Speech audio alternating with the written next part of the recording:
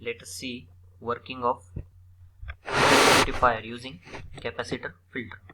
Now, as we have seen in last lecture, bridge rectifier is also a full wave rectifier which converts single phase AC supply into pulsating DC. Here we can see construction of bridge rectifier. In positive half cycle, what happens? This point of secondary, this is our step down transformer, and this side is called as secondary side. Now this point of secondary becomes positive with respect to this side. That's why diode D2 and D3 becomes forward bias and comes into conduction. And at this point we are getting one pulse, this type of pulse.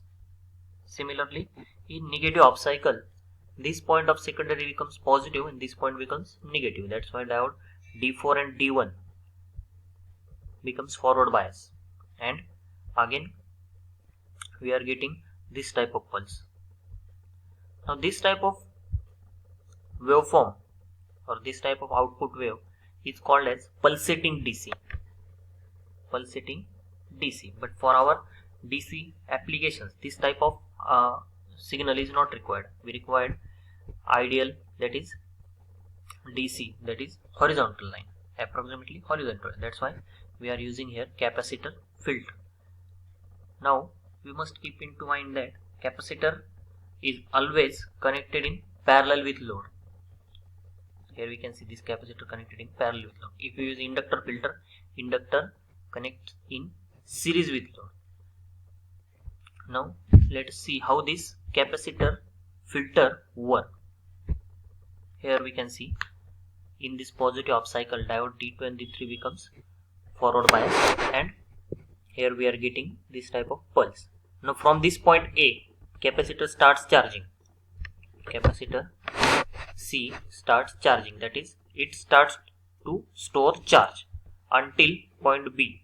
At point B, capacitor charges fully, and again when this voltage tries to decrease, the charge on capacitor does not goes to 0 like this voltage. This charge is held by load resistor, and capacitor discharges through this load resistor with a rate of that time is called as RC time constant, given by tau is equal to R into C. That is this discharge rate. This discharge rate is decided by value of resistor and value of capacitor. If value of resistor and capacitor is more, then this discharge time is also more. Again at point C, when capacitor discharges to some particular value, and if again in next half cycle this output pulse appears at the input of capacitor, here at the input of capacitor again second pulse appears, capacitor again starts charging from point C to point D. Again when this pulsating DC voltage becomes 0, again capacitor starts discharging, but it does not discharge with this voltage, it holds its charge given by RC time constant. And this way we are getting here this type of DC waveform.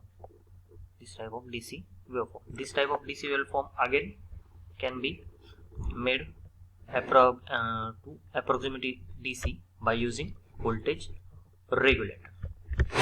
This is working of capacitor filter.